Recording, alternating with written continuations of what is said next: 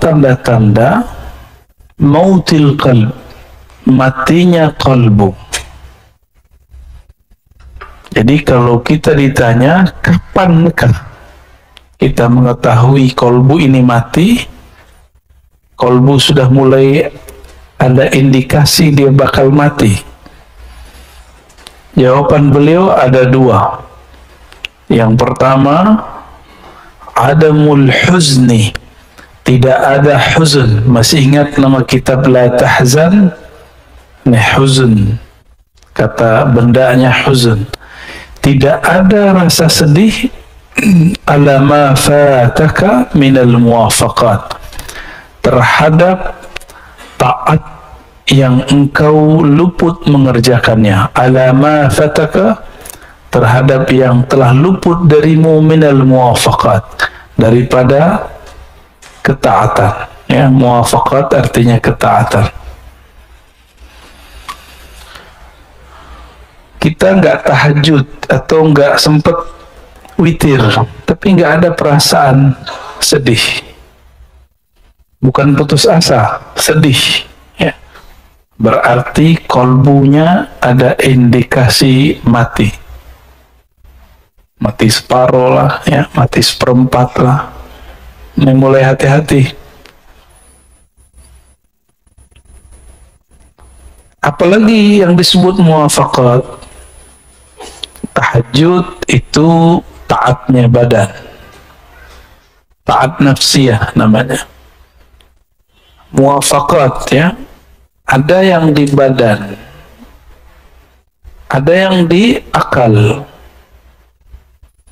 Kajian-kajian yang bermutu, kuliah-kuliah yang bermanfaat, itu amal juga, taat juga, tapi taat akliyah. Kita tidak mengikuti kajian-kajian bermutu, kuliah-kuliah yang bermanfaat, dan tidak merasa menyesal, nggak merasa sedih, berarti akalnya mati, gitu, ya. Malam tadi witir nggak? Witir itu kalau di thariqat saya wajib, bukan fardu, wajib. Jadi saya membedakan fardu dengan wajib. Fardu 5 waktu. Kenapa disebut wajib? Karena Nabi SAW idza tarakahu qadah.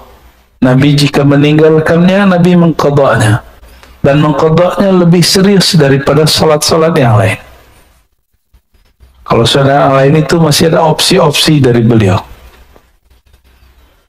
Dan wajib ini juga bisa diartikan sesuatu yang didisiplinkan.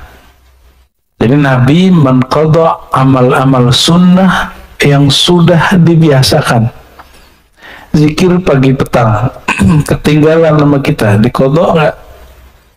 Nah, zikir pagi petang ini sebenarnya ada tipsnya kalau kita lagi sibuk. Zikir pagi petang itu yang inti adalah subhanallah, alhamdulillah, la ilaha illallah, Allahu akbar, la haula wala quwata illa billah, salawat 100, semuanya 100. Antum lagi sibuk 10-10, sibuk juga, yaudah satu napas deh baca 7 kali, ya. Subhanallah, alhamdulillah, subhanallah. Yang penting ada zikirnya, pagi sore, pagi sore, pagi sore. Tapi kita sesibuk apa sih? Hah? Kayaknya punya kesibukan apa gitu? Adakah sesuatu yang lebih menyibukkan dari Allah Subhanahu wa Ta'ala? Apakah ada sesuatu yang lebih besar daripada Allah Subhanahu wa Ta'ala? Saya capek, saya nggak sempat witir. Ya salah, ya. Bisa capek-capek untuk dunia tapi tidak mau berlelah payah untuk akhirat. Wajar kalau nanti di akhirat jadi miskin, karena di dunia tidak mau kerja keras untuk akhirat. Orang yang malas-malas waktu mudanya, tuanya gimana? Ya kismin, susah nanti, menyusahkan orang dia nanti. Orang-orang yang tidak belajar di masa mudanya, tuanya dia juga nyusahin orang alim. Tapi orang alim ini senang disusahin, ya. Seperti orang tua senang kalau anaknya manja, selama dia masih sanggup. Tapi apakah itu berlanjut terus? Maka wajar Al-Quran itu nggak bicara ibtaghi minad dunya, ibtaghi dunya, enggak, cari dunia, enggak ada ayatnya. Yang ada cuma ibtaghi fima ataqallahu daral akhirah. Yang kamu cari akhirat, yang kamu berlelah, bersusah payah itu akhirat. Maka temukanlah akhirat kita di dalam pekerjaan. Saya sering menyebutkan, Bapak Ibu, temukan akhirat di dalamnya. Ada akhirat di dalam kerja kita. Entahmu di dunia, jangan kamu lupa nasib. Nasib bahasa Arab artinya jatah. Al-Quran cuma mengatakan jangan lupa, bukan berarti 50-50. Ini banyak juga ustadz nih nggak ngerti bahasa Arab, coba-coba nafsir. Ini dalil 50% akhirat, 50% dunia. Itu mentafsir dengan hawa nafsu. Dalam Al-Quran, siapa yang mentafsir birra'yihi falitabawwa maq'adahu minan nar. Yang mentafsir sesuai dengan ra'yunya, hawa nafsunya, maka siap-siap tempat duduknya dari neraka, ya, dari api. Hawa nafsu itu bisa hawa nafsu diri, hawa nafsu kelompok. Ini hati-hati nih. Ini hari tanggal berapa? Ini banyak juga orang lagi rame nih. Saya sudah jelaskan di banyak kesempatan dan saya nggak mau ngulang di sini, ya. Dan nanti jangan ditanyain nih Pak Mirwan, ya.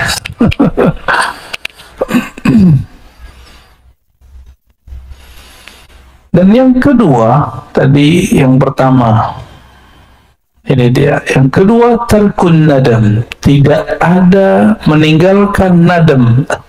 An-nadam artinya penyesalan.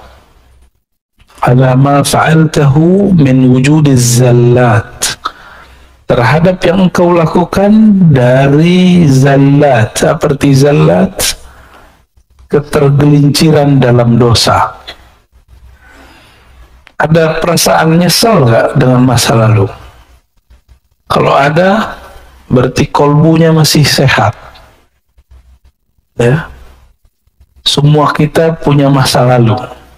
Gak usah disebut-sebut ke orang, gak usah diceritain ke siapa saja. Cukup kisahkan itu kepada Allah. Yani ketika Nabi SAW mengatakan an-nadamu taubah, menyesal itu tobat. Jadi ruh dari tobat itu ada penyesalan. Ini bedanya dengan istighfar. Istighfar itu cuma minta dihapus. Tapi kalau taubah ada rasa menyesal. Jadi kayak kolbu kita remuk gitu rasanya. Kalau ingat, kolbu yang keras langsung menjadi pecah. Air mata pun bisa mengalir. Air bulu roma pun berdiri kalau ingat. Oleh karena itu, dalam latihan zikir kami, biasanya sebelum zikir kita cek kolbu itu pakai taubat. Jadi ntar diajak yang hadir zikir itu, ayo kita istighfar. Jika kolbunya tersentuh oleh istighfar, berarti kolbunya masih sehat. Kalau enggak, berarti ada masalah. Istighfar ini juga harus spesifik. Jangan doa doang yang spesifik. Ini kan beberapa ustaz mengajarkan jamaah doa yang spesifik. Oke, sebelum kamu doa yang spesifik, istighfar juga spesifik. Jadi sebutkan kepada Allah, ya Allah, saya punya dosa ini. Dalam hati kita ngomong. Nah, itu yang disebut ngaku, menyesal. Ya. Dan saya yakin yang hadir, termasuk saya yang berbicara ini, tidak ada yang dijamin dari maksiat. Dulu, sekarang, nanti. Kita nggak tahu ya. Oleh karena itu, buang-buang jauh rasa diri ini suci. Berarti kalau begini, orang-orang yang merasa sok suci, itu kolbunya mati, walaupun zahirnya taat. Orang yang merasa sok suci. Siapa lagi? Orang yang merasa paling benar. Orang yang merasa paling benar tidak akan pernah menyesali perbuatannya. Benar nggak? Nah, ini sisi lain. Kalau tadi dosa zahir, sekarang dosa intelektual, dosa spiritual. Salah satu dosa spiritual, indikator kolbunya mati, dia tidak pernah menyesali pemikirannya, tidak pernah insaf, tidak pernah mundur merevisi kata-katanya. Seorang Rasulullah masih merevisi kata-katanya, apalagi cuma seorang ustadz, apalagi seorang pimpinan rumah tangga kan, suami istri. Kita harus membuang ego itu. Jangan sok perfeksionis mengatakan saya kalau begini ya begini. Itu namanya keras hati, bukan pendirian. Kalau jelas salah, katakan salah. Oh, berarti saya salah. Kok kolbu susah untuk mundur? Barangkali kita kurang mencahayai kolbu dengan nama Allah Al-Latif. Maka saya menyarankan diri saya sendiri dan antum semua baca nama Allah Ya Latif. Imamuna Abdul Hasan Asy-Syadzili menganjurkan baca Ya Latif, ya. Ya Latif. Itu 129. Baru ada efeknya. Ya Latif, Ya Latif, Ya Latif. Wahai yang maha lembut, wahai yang maha halus. Mata dipejam, dipanggil Allah dengan hati. Dan rasakan kolbu kita akan lama-lama lembut, lembut, lembut, lembut. Ya. Nanti antum akan gampang minta maaf. Jadi orang yang susah minta maaf tuh ya latifnya kurang. Ya. Ini biasanya nih ibu-ibu ya selalu bener ya, kata bapak-bapak. Tapi saya ketemu kok perempuan yang gampang minta maaf. Tapi kalau kata kawan kita, kelar loh sama perempuan. Tapi itu bukan diskredit perempuan ya. Mungkin perempuan ini terlalu halus. Wallahu a'lam bishawab. Nah, tapi Allah yang lebih halus, yang maha halus pun menyebut dirinya afuwun, ghafurun, ghafarun. Ghafurun, ghafar. Allah menyebut dirinya afu, maha pemaaf. Kenapa kita gak pemaaf? Saya heran ada tokoh agama ngomong kalau kita disakiti, kita balas lebih jahat lagi. Kalau ada orang berbuat baik, kita balas lebih baik. Itu setan ngomong begitu. Separuh benar, separuh salah. Kalau ada orang menyakiti, tidak balas menyakiti, itu baru waliullah. Ya, kita dihujat nggak balas menghujat, ente wali. Wali Allah kan la yakhafuna laumata laim. Dia tidak takut cacian orang yang mencaci, karena dia sibuk kolbunya dengan Allah. Mau orang caci maki, mau orang puji, kolbunya sibuk dengan Allah Subhanahu wa ta'ala. Ketika ada orang memujinya, dia memulangkannya kepada Allah. Jika ada orang mengkritiknya, mencacinya, maka dia pulangkan ke dirinya. Oh, mungkin aku yang buruk ya Allah, mungkin ini teguran darimu. Maka seorang kekasih Allah, jikapun dia dicaci, dia dimaki, dia dikata-katain, dia tidak lihat antum yang ngata-ngatain. Yang dia lihat mungkin ini teguran dari Allah Subhanahu wa ta'ala. Atau mungkin ini ujian, saya emosi atau tidak, ya. Gimana? Antum dicaci maki, emosi, panas ya? Biasa aja lah ya. Rasulullah SAW itu makhluk yang paling banyak dicaci. Benar. Oh, di Quran lengkap. Majnun, asatirul awwalin, dolla, macam-macam. Nabi itu gila. Adakah cacian yang lebih tinggi dari gila? Gak ada, itu paling tinggi udah. Agak rendah dikit, asatir awwalin, suka mendongeng. Rasulullah ini suka membawa kisah-kisah masa lalu. Bahkan itu menjadi perintah di Quran. Waqsusil qasasa. Bagi mereka ini dianggap sebagai dongeng. Dongeng apa lagi nih, gitu ya. Terus kalimat berikut, la ya'zum az-zanbu 'indaka 'azmatan tasudduka an husnil dhanni billah. Nah, ini beliau lagi ngasih harapannya. La ya'zum az-zanb, tidaklah dosa itu jadi besar. 'azmatan, benar-benar besar, tasudduka an husniz dhanni billah,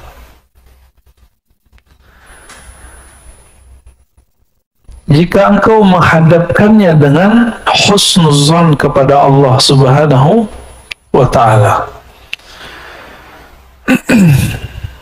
Fa inna man 'arafa rabbahu istasghara fi janbi karamihi dhanbah. Orang-orang yang kenal Allah, maka di sisi Allah dosanya jadi kecil. Ini ilustrasinya gini. Kalau kita punya cucu, punya anak, punya saudara, punya teman, nyenggol di jalan atau jatuhin gelas di rumah, dia tamu kita, tamu teman lama atau anak sendiri, jatuh gelas, digambar nggak? Minta ganti nggak? Anak sendiri atau teman dekat, tamu. Tapi kalau bapak lagi masuk ke resto, ibu lagi masuk ke resto, mecahin gelas, ganti nggak? Karena nggak kenal transaksinya. Saya beli, ya, saya bayar, saya jual, gitu. Nggak kenal. Coba kalau kenal, digratisin nggak? Gratisin. Beberapa kali kita makan di mana digratisin. Pas mau bayar, udah ada yang bayarin, Pak. Ternyata sohibnya, ya, ternyata sohibnya di samping kita, kita nggak kenal, tapi dia kenal sama teman-teman saya, nggak jadi bayar. Enak, tapi jadi nggak enakan. Mau datang lagi, wah, nggak bayar nih. Jika kita kenal seseorang, dia berbuat salah, kita maafkan. Jika kita hubungannya, kita penjual, dia pembeli, kita gratiskan. Kalau antum kenal Allah, surga Allah nggak jual, Allah kasih. Tapi orang yang tidak kenal Allah, dia memikirkan, dia membayangkan bahwa dia sedang beli surga. Ya, antum mau beli surga dengan salat subuh tadi yang gak khusyuk itu, ya, dengan zikir-zikir yang kacau balau itu, dengan tahajud yang tidak disiplin, mau beli surga, yakin. Dengan sedekah yang terbersih, ingin ditambahkan 70 kali 700, sholawat, pengen beli mobil, yang kayak gitu mau beli surga. Ngaca dulu kita, ya. Kita ini selalu berpikir kepada Allah itu transaksional. Betul, Allah itu kadang-kadang berbicara kepada hamba dengan cara transaksi. Hal adullukum ala tijaratin tunjikum min adzabin alim. Tapi ini bukan tijarah bisnis antara makhluk dengan makhluk. Ini kita dengan Khalik. Maka kata tijarah di situ jangan diartikan bisnis, jangan diartikan transaksi. Saya beli surgamu ya Allah dengan sholat. Ngaca dulu. Kita bisa tahajud karena Allah yang membangunkan. Bener nggak? Bener? Atau antum bangun sendiri? Cobain aja alarm 10 kali. Kalau Allah bilang nggak bangun, nggak bangun. Bener? Beberapa kali kita begitu. Nabi SAW sendiri pun tidak memiliki dirinya. Ketika beliau katakan kepada Bilal, "Hai Bilal, tolong jaga." Bilal mengatakan, "Siap." Karena ini lagi di luar, lagi habis perang. Lupa mengatakan insya Allah. Tertidurlah Nabi dan para sahabat. Bilal tertidur ketika bersandar dengan tongkatnya. Nah, itu Rasulullah. Rasulullah aja nggak bisa ngelawan. Nah, ini juga bukan menghibur antum yang tiap hari telat bangun ya. Jangan salah paham. Enak amat. Ini kata kunci. Man arafa rabbahu, siapa yang kenal Allah, maka istasghara, menjadi kecil di sisi karamih. Ada kata kuncinya, karam, kemuliaan, kemurahannya. Karena Allah ini pemurah, Allah ini kaya, maka kesalahan kita dianggap tidak salah. Tapi kenal dulu. Ada orang gak percaya kalau kita ingat Allah, Allah ingat kita. Kalau kita salawat ke Nabi, Nabi kenal kita. Ada yang gak percaya, Pak? Ya, aliran macam apa itu? Kolbunya sejahil apa itu? Nabi mengatakan, "Man shalla alayya sallallahu alaihi asyara marrat." Yang salawat kepadaku sekali, Allah bersalawat kepadanya 10 kali. Orang yang mengucapkan salam kepada Nabi, Nabi mengatakan, "Raddallahu alayya ruhi." Allah kembalikan rohku. Fa'arudda hatta arudda alaihi salam. Selalu aku membalas salamnya. Berarti Nabi kenal gak? Nabi kenal. Dalam hadis yang sahih riwayat Imam Bukhari, ya, bahwa Nabi SAW mengatakan, "Inna a'mal ummati uridat alayya." Atau uridat alayya amal ummati, amal umatku ditunjukkan kepadaku. Nabi kenal sama kita. Ada seorang sahabat yang sirru Rasulullah, sirnya Nabi, ketemu dengan sahabat lain. Begitu juga Salman ketemu sahabat yang lain, dan mereka kenal padahal belum pernah ketemu. Apa kata sahabatnya? "Arafa ruhi ruhak." Rohku kenal rohmu. Ini sahabat-sahabat udah bicara ilmu roh dulu. Kita yang udah telat ya. Sampai sekarang orang masih bertanya, "Wah, nabinya nggak dikasih kok tentang ilmu roh." Itu salah tafsir. Yang tidak diberi itu ahli kitab. Coba perhatikan. Yas'alunaka 'anir ruh. Mereka bertanya kepadamu mengenai hakikat alif lam ar-ruh. Ya. Lalu ada lafaznya, "Wa ma utitum minal ilmi illa qalila." Tidaklah kamu diberi. Siapa kamu? Antum. Antum itu yang nanya tadi siapa? Ahli kitab Yahudi.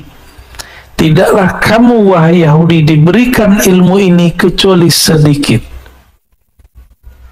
Maka sampai hari ini Yahudi pasti mencari orang yang bisa mengurai ilmu ruh. Jika ketemu bukan bagian dari mereka, bunuh. Musuhi, serang. Begitu. Diserangnya bagaimana? Oh, sekarang cara mereka menyerang pakai orang dalam. Ustadz lawan ustadz, kiai lawan kiai, bukan wali lawan wali, Pak. Wali setan lawan wali Allah ya. Ya. Kalau wali Allah nggak mungkin perang dengan sesama wali Allah. Sayyidina Umar dilaporkan oleh orang bahwa ada sahabat Rasulullah Ahlul Badar mabuk-mabuk. Udah dijilid itu dipukul. Terus orang ini mengatakan, yang lapor, wahai Umar, ya Amirul Mukminin, laknat saja dia. Kata Umar, ente boleh hukum dia secara fisik, tapi tidak boleh melaknatnya. Fa innahu yuhibbullaha wa rasulah. Dia sangat cinta kepada Allah dan Rasulnya. Jadi Umar membedakan hukum zahir dengan hukum batin. Hukum zahirnya kalau dia salah dihukum, diiqab, kena sanksi. Tapi batinnya kita nggak boleh main. Batinnya urusan dia. Umar ngerti apa kata Umar. Hati dia cinta kepada Allah dan Rasulnya. Yang laporin ini yang masalah nih, hatinya gak hidup ini. Fa inna man arafa rabbahu, ya, siapa yang kenal Allah, istasghara, maka di sisi Allah menjadi kecillah zanbah, dosa-dosanya. Maka ada ungkapan dalam sebuah riwayat, man nazarallahu ilaih lam yu'azibhu abadan. Siapa yang Allah pandang dia sekali saja dengan rahmatnya, maka Allah tidak akan menyiksanya selama-lamanya. Maka orang-orang Ahlul Badar ini kan dipandang Allah sekali waktu Badar. Allah tidak akan pernah menyiksanya. Umar tahu itu, maka Umar tidak berani bermain hukum batin, hukum rohani. Dia cukup main hukum zahir, ya. Itu peminum loh Pak, pemaksiatnya zahir, nggak ada urusan sama politik, ya. Sayyidina Umar beda pilihan, beda sikap dengan Ali. Mereka jontok-jontokan. Tapi dalam bab kemaslahatan, Umar dan Ali sepakat. Suatu kali Umar Ibn Khattab radhiyallahu ta'ala anhu ingin keluar kota, memimpin pasukan langsung. Datang Ali pakai kuda. Apa kata Ali? Ya Amirul Mukminin, jika engkau mati di tengah jalan, lalu siapa yang ngurus Madinah? Ini tanda Sayyidina Ali tidak nafsu jadi khalifah, tidak seperti yang diklaim banyak orang. Ini hadis sahih. Apa kata beliau? Jika kamu nanti perang dan engkau mati di tengah jalan, engkau mati di medan juang, lalu yang urus kami siapa? Kami masih butuh engkau, wahai Umar. Kira-kira begitu.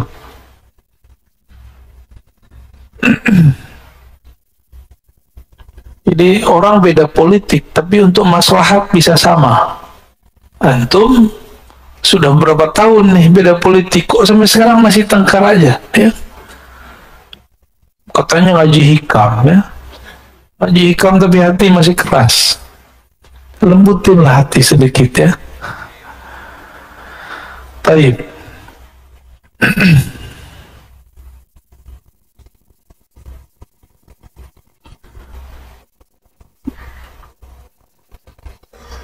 Nomor 50, ya.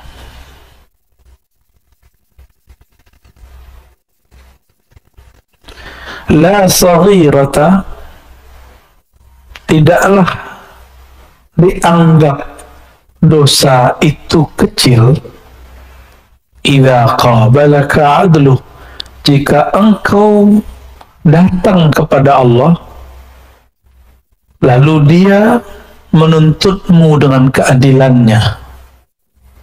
Jadi jangan pernah minta keadilan Allah. Ini kayaknya ada yang minta keadilan Allah, ya. Ada yang berani minta keadilan Allah? La saghirata, tidak disebut dosa kecil jika Allah menanggapimu dengan keadilannya. Jadi jangan pernah mengatakan Allah nggak adil nih. Jangan pernah ngomong gitu. Kok kita yang kena corona? Kok zaman kita yang kena corona? Gitu. Jangan ngomong gitu ya. Orang yang berbicara seperti itu berarti nggak kenal Allah. Bahwa Allah itu sudah banyak memberi rahmat untuk kita. Allah itu sudah banyak maafin kita lah Pak. Di zaman dulu satu dosa itu langsung diikop. Sekarang udah berapa kali dosa kita lakukan Allah nggak langsung ikop. Maka ini Allah kasih kesempatan supaya tidak mengulang kembali. Kalaupun terulang balik aja lagi ya. Jangan kemudian putus asa. Nggak ada kata putus asa kepada Allah. Ini dia adil. Oleh karena itu Imam Abul Hasan Al-Asy'ari mengatakan mintalah rahmatnya, jangan engkau pernah minta keadilannya. Minta rahmat Allah maksudnya gini, saya dengan sholat saya tadi saya nggak yakin Pak bisa masuk surga. Kalau Allah nih hitung-hitungan adil dengan kita, Allah akan bilang, kamu sholat aja nggak khusyuk, terus minta surga, dibuang Pak, pasti dibuang. Kemarin makan minum, baca doa nggak? Beneran? Lupa kan? Di awal sama di akhir. Tuh itu aja lupa. Allah itu pengen selalu diingat. Inilah sisi yang kita sebut feminimnya Allah. Allah itu maha feminin.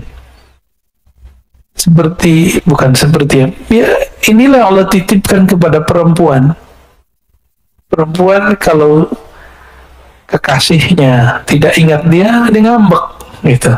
Maka Allah mengatakan ghayur, aku pecemburu yang sangat cemburu. Jadi jangan coba-coba minta Allah pakai keadilannya, tapi mintalah Allah dengan kemurahannya. Wala kabirata, tidak disebut kabir dosa besar, kabirah. Jadi orang Arab itu kalau nyebut dosa itu cukup sebutkan kata besar lalu tambahin ta marbutah, indikasinya negatif. Yang besar, apa yang besar? Sesuatu yang negatif. Tidak disebut dosa besar jika dia menerimamu dengan fadluh, kemurahannya, dengan anugerahnya. Seorang ayah, ibu melihat anaknya yang salah, itu pakai keadilan atau pakai kemurahan? Jadi kemurahan hati orang tua, maka dia kemudian memaafkan itu anak. Jika seorang ayah kepada anak-anaknya seperti itu, apalagi Allah kepada hambanya. Allah itu lebih sayang kepada kita daripada orang tua. Ya, sama orang tua sayang-sayang, tapi tongkarnya selalu. Ya. La saghirata ila qabadaka adluh. Tidak disebut dosa kecil jika Allah menerimamu dengan keadilan. Tidak disebut dosa besar jika Allah menerimamu dengan kemurahan. Ya, maka kita selalu mengatakan Allahumma inna nas'aluka rahmatak. Ya Allah, kami minta kemurahan rahmatmu. Jangan katakan ya Allah inna nas'aluka adlak. Kalau Allah mau mengasih keadilan, maka semua manusia berhak disiksa kecuali para nabi. Hanya para nabi lah yang betul-betul adil, dan para wali. Tapi para aulia pun mengatakan kami ini pendosa. Nabi pun mengatakan kami ini pendosa. Seorang nabi mengatakan tidaklah masuk surga seseorang kamu kecuali dengan rahmatnya, bukan dengan keadilannya. Kalau dengan keadilan ditimbang dulu amalnya. Nah, ini rahasia sebenarnya. Kalau Allah ingin memasukkan seseorang dalam surga dengan keadilannya, maka Allah akan menimbang dengan detail, dengan rigid. Tapi kalau Allah sudah ingin memasukkan seseorang ke dalam surga, maka orang itu ditimbang, dihisap, tidak rigid. Ini yang disebut dalam hadis. Wa yuhasabu, dalam Quran juga ada, wa yuhasabu hisaban yasira. Maka Nabi sampai di ayat itu berdoa, Allahumma hasibna hisaban yasira. Dan di akhirat si hamba dihisab dengan hisab yang yasir, yang ringan, yang mudah. Jadi kalau kita biasanya nih orang-orang lembaga-lembaga yang diakreditasi, petugas akreditasi datang, kalau udah kenalan, teman sesama kuliah nih, jadi rektor gitu ya, atau jadi direktur, gimana? Jadilah tahu sama tahu aja deh, aku tinggal beres, siapin borangnya, udah kita pulang. Langsung dikasih nilai A+, karena sudah kenal. Jadi makanya orang yang memberi akreditasi ini nggak boleh satu, harus lebih dari satu, supaya ketika dia kenal, dia memberikan kemurahannya tanpa objektif, harus ada juga yang galak-galak dikit gitu ya. Beruntunglah kalau punya lembaga lalu yang melakukan akreditasinya kenal. Ada juga yang lucu, ada seorang kepala sekolah, dia udah ketakutan, akreditasinya belum benar. Tahu tim akrediturnya dulu ada siswa dia yang sekarang sudah jadi doktor. Ya, cium tangan ketemu, ya beres. Ya, nggak ada masalah Pak, langsung nilainya A. Kenapa? Cukuplah saya bukti bahwa sekolah ini bagus, kata anaknya. Wallahu a'lam bissawab.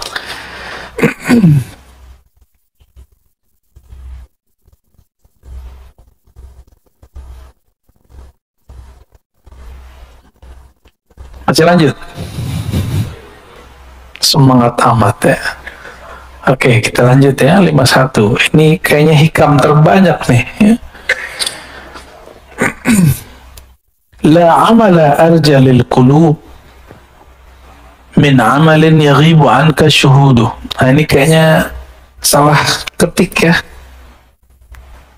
Ini kalau bersanad tahu Pak di mana salahnya. Kalau nggak bersanad nggak tahu. Ini kelirunya di sini. Lil qabul. Ini bahasa Arabnya lil qabul. Kembali ke dia ya. Tidak adalah amalan yang diharapkan untuk lebih diterima. Qabul. Qabul bahasa Arab. Para masyaikh, para habaib kalau penutupan pengajian, penutupan doa, qabul gitu ya. Gabul. Kalau habaib hadrami ngomongnya gabul. Kalau kiai-kiai yang fasih bahasa Arab, qabul diterima. Nggak tahu entah cocokologi entah apa, nasinya namanya kubuli. Ya, sepertinya cocokologi yang cocok ya. Tidaklah ada amalan yang lebih cepat diterima oleh Allah min amalin, melebihi satu amalan. Amalan yang mana? Yaghibu anka syuhuduh. Ini cara nerjemah. Kalau ada yang bisa bahasa Arab, ini kata kerja, ini fa'ilnya yang bekerjanya. Dahulukan ininya subjek, ini predikat. Jadi dalam bahasa Arab dibalik-balik. Amalan yang penyaksianmu terhadap amalan itu yaghib, hilang. Maksudnya apa? Kamu sholat tapi tidak merasa dirimu lah yang sholat. Kamu sedekah, kamu merasa itu adalah harta dari Allah. Kamu guru sukses mendidik murid, bukan kamu yang merasa dirimu sukses mendidiknya, tapi itu adalah titipan dari Allah, dan Allah lah yang mengupgrade jiwanya. Kamu punya jasa ngurus masjid, bangun yayasan, bikin pesantren, tapi kamu tidak memandang kamulah yang beramal. Nah, ini pesan juga untuk para pengurus masjid ya, biar nggak makan hati amat ya. Pak Miran udah pensiun ya. Waduh.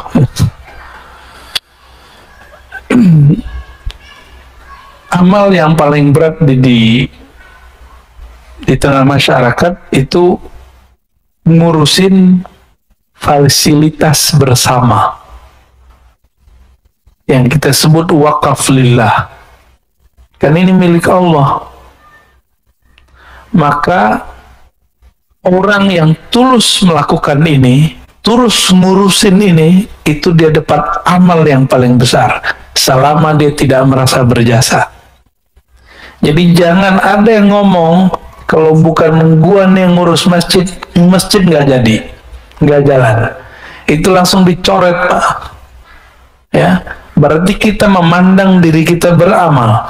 Sedangkan di sini Ibnu Athaillah mengatakan ciri-ciri amalan yang langsung diterima oleh Allah. Kamu tidak memandang kamu beramal. Jika kamu khidmat, kamu tidak memandang kamu khidmat. Jika kamu takmir masjid, kamu tidak memandang dirimu punya jasa. Jika kamu seorang kiai, guru, semuanya, kamu tidak memandang kamu yang pintar. Ya, kalau nggak saya nggak jadi nih.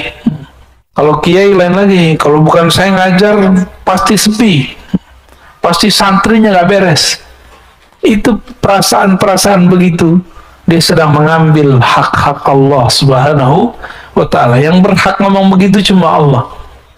Dan dulu para sahabat Nabi radhiyallahu ta'ala anhum, ketika mereka perang Khandaq, perang Khaybar, ada 3 perang. Itu ada namanya Amir ibnul Aqwa, itu baca syair.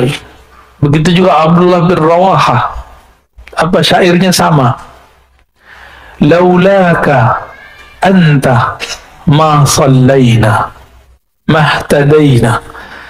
Ya Allah, jika bukan karena engkau ya Allah, kami tidak dapat hidayah, kami tidak dapat melaksanakan sholat. Nabi di hadapan mereka.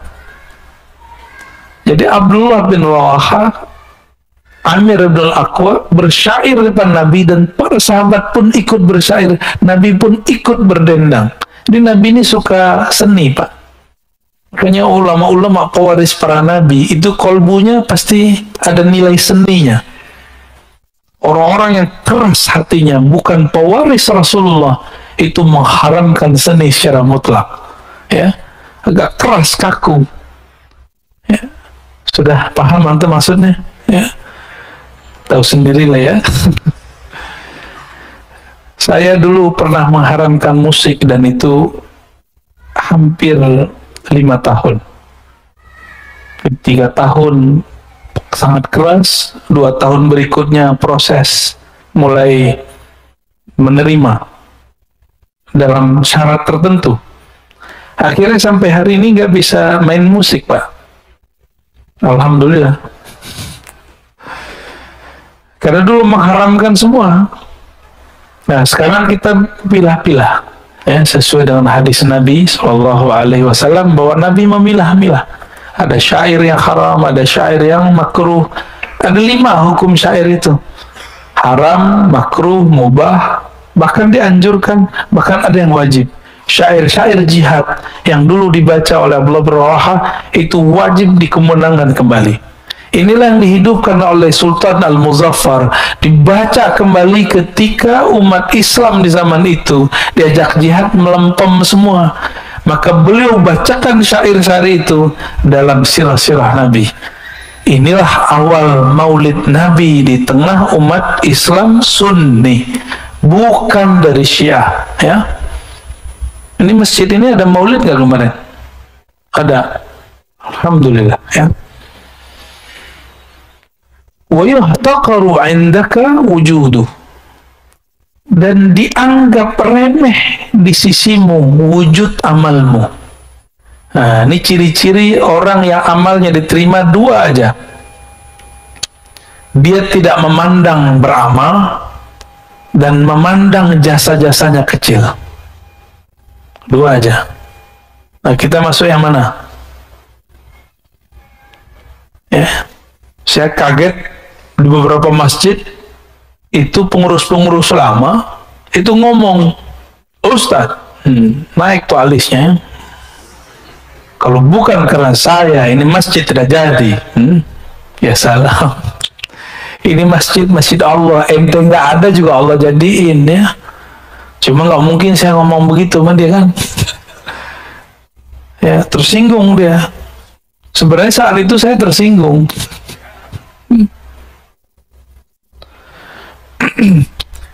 Ini ciri-ciri amal yang qabul, ya. Qabul, amal yang diterima. Jangan dibaca kubul, ya. Terhilang wawunya. Kubul tempat keluar berak tuh. Ya. Nauzubillah, jangan salah baca, ya. Inilah yang disebut dalam ilmu ma'rifatullah fana fillah. Ya, orang sering nyebut fillah, bener gak? Gaya kayak ngerti aja, ya. Sering nyebut begini ya, fillah, lillah, billah. Kalau nggak ngerti gue jangan baca lah, malu kita, ya. Lillah aja gampang, fillah jangan sebut. Fillah ini berat. Fillah itu dalilnya, wa man jahada fina lanahdiyannahum subulana. Siapa yang mujahadah fina, di dalam kami, itu maksudnya apa tuh? Dalam cinta kepada kami, menghilangkan dirinya dalam diri kami, menghilangkan sama basarnya dalam sama basar kami, menghilangkan amalnya dalam amal kami, perbuatannya dalam perbuatan kami. Allah masih nyebut kami loh di situ. Lanahdiyannahum subulana. Kami baru tunjukkan jalan-jalan, banyak jalan bukan satu, menuju kami. Ya, kalau syariat jalannya satu, tapi kalau jalan rohani, kalau sudah dibuka jalannya banyak. Itu sebabnya banyak thariqat. Kalau mazhab cuma 4. 4 mazhab, syariatnya sama, cuma pemahaman yang beda. Tapi thariqah bisa banyak. Thariqah sufi, thariqah para aulia. Karena dalil tadi, lanahdiyannahum subulana. Ini pakai lam taukid dan nun taukid. Sungguh benar-benar kami akan tunjukkan jalan-jalan kami. Jadi banyak jalan menuju Allah. Siapa yang dia mendapatkan itu? Orang yang lebur, tidak memandang amalnya. Kita menyebutnya fana fillah. Fana, tenggelam, karam dalam Allah. Orang kalau sudah benar cintanya, egonya habis. Ini suami istri, mohon maaf ya yang sudah menikah, antum belum benar-benar mencintai kekasih kalau masih merasa berjasa, kalau masih butuh kata-kata terima kasih, walaupun sehari-hari kita harus begitu. Kalau masih belum percaya dengan pasangan kita keluar, mulai ada kekhawatiran, ntar dia digoda ini, ntar dia ngelirik ini, berarti kita nggak ada percaya sama dia. Betul, jangan percaya sama pasangan, percayalah dengan Tuhan dia.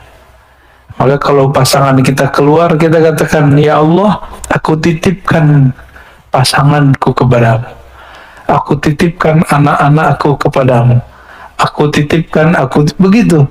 Guru dengan murid sama. Guru capek kalau semua urusan murid diurus sama dia. Urusan dunia akhiratnya lelah.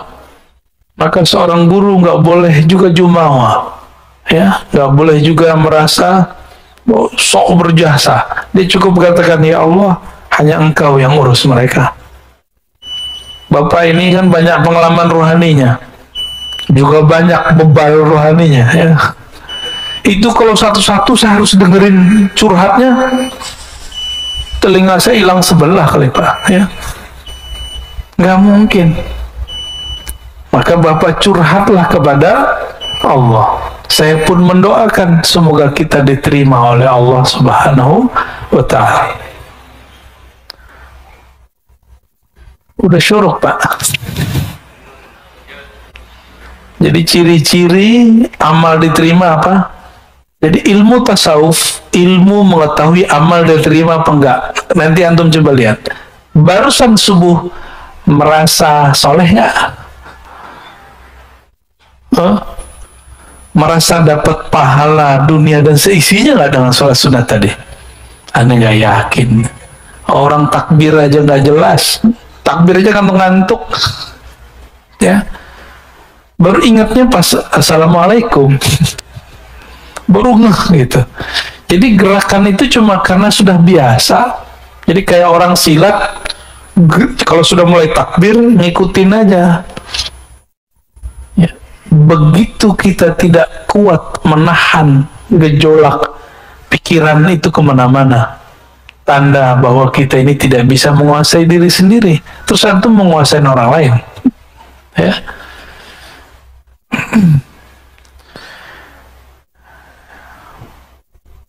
Kita tambahlah dikit ya. Innama awrada alaika al-warid. Ini ada istilah namanya warid. Ada wirid, ada warid. Ini dua ya. Ini dua hal yang beda. Apa arti warid? Nah, dari warid kita mulai. Warid itu anugerah rohani yang Allah berikan. Bahkan tidak hanya rohani, juga materi. Itu warid. Orang-orang ahli hikmah. Al-hikmah ini bukan hikmah yang hikmah rohani, tapi hikmah kebatinan. Mereka mencari warid dengan mencari kesaktian. Baca ini, kamu begini. Maka muncullah ada mahabbah Sulaimaniyah, ilmu pelet Sulaiman. Bacanya ayat supaya orang tunduk. Apalagi ada namanya pukulan sakti, itu dibaca ke tangan, inna batsha rabbika lasyadid, tembus, tangannya kalau mukul orang kayak Nabi Musa, sekali pukul mati. Antum mau yang begitu? Mau yang begitu? Nanti kalau perang sama Dajjal boleh. Kalau sekarang masa mau temenan sendiri? Oke, nggak segama sama saya, nggak segama kan masih sebangsa, ya, masih senegara, atau masih sesama manusia. Nah, jadi warid itu anugerah, wirid itu amal yang dirutinkan. Apa arti wirid? Nah, warid bisa jadi bukan berarti kesaktiannya, bisa kesaktian, bisa kesejahteraan, tapi itu zahir. Baca Waqiah supaya harta melimpah. Saya mau tanya sama antum, kalau antum gak baca Waqiah, rezeki udah ada belum? Berarti Waqiah itu apa? Nah, maka sekarang hikmahnya jangan hikmah rendahan. Hikmah itu ada dua, hikmat al-batiniyah, ya, ad-daniyah, hikmah kebatinan yang rendah, ada hikmah al-batiniyatul ulya, al-a'la, hikmah yang tinggi. Apa hikmah yang tinggi? Saya sadar Tanpa saya baca Waqiah pun Allah sudah kasih jatah rezeki. Lalu Waqiah itu untuk apa? Ternyata Waqiah itu diajarkan para ulama dari dulu. Di situ ada ayat-ayat tauhid tentang akhir zaman, tentang surga neraka. Lalu di situ ada tentang tauhid. Ada 4 pertanyaan. Paham di situ, orang akan mengerti hakikat rezekinya. Disitulah baru rezeki terasa lancar. Itu rahasia alwa ya. Arti wirid apa arti wirid tadi? Amalan yang sudah dirutinkan, diulang-ulang-ulang ya. Orang awam berpikir saya beramal lalu saya diberi anugerah. Tapi orang yang kenal Allah berpikir anugerah itu turun sehingga saya dapat beramal. Beda. Karena ada anugerah nikmat batin dari Allah, nikmat Islam, iman, ihsan, kita bisa bangun dan kita bisa ngaji pada pagi ini. Benar. Jadi antum bisa bangun pagi ini itu karena 3 nikmat tadi, Islam, iman, ihsan. Kalau nggak ada nikmat ihsan, nggak akan tahan ya. Bangun jam berapa tadi Pak? Ada yang jam 2, ada jam 3, yang ini tadi itu ngantuk-ngantuk gitu. Jam 1 dia bangun tadi tuh. Mau nemenin saya jam 1 dia bangun. Paling jauh nih Pak, nggak tahu antum ada yang lebih jauh nggak? Bekasi. Hah? Bekasi nggak tahu ujung kali ya.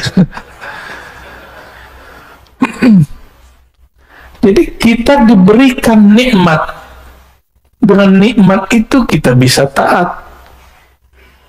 Ini rumus orang arif billah, orang kenal Allah. Tapi kalau orang jahil billah, dia taat, merasa taat, lalu dengan taat itu dia merasa dapat nikmat.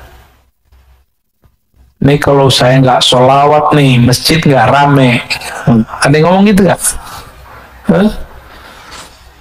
Ini pesantren kalau saya nggak baca Quran nih, nggak ada cahayanya.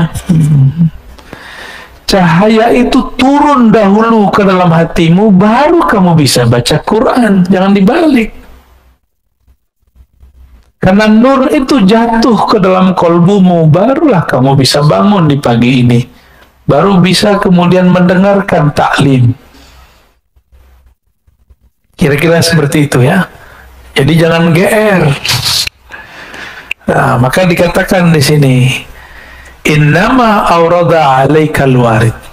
Allah memberikan warid litakuna bihi alaihi waridan, supaya kamu dengannya warid itu, dengan anugerah itu, alaihi terhadapnya waridan, datang.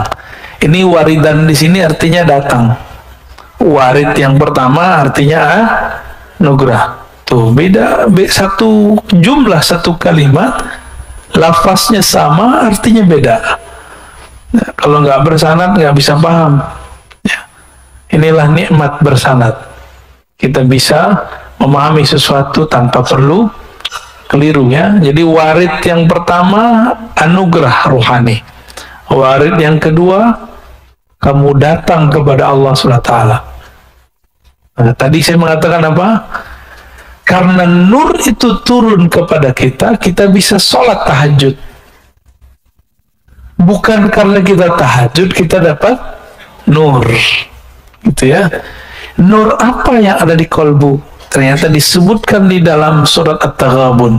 Siapa yang percaya kepadanya, may yu'min billah, percaya aja sama Allah, Allah akan bimbing kolbunya. Bimbingan kalau nggak pakai cahaya nggak bisa ya. Allah kasih nur. Coba Bapak Ibu, kalau nggak ada cahaya bisa lihat nggak? Nah, cahaya batin itulah anugerah hidayah dari Allah Subhanahu wa Ta'ala. Inilah nikmat yang mesti kita syukuri. Ini terakhir ya.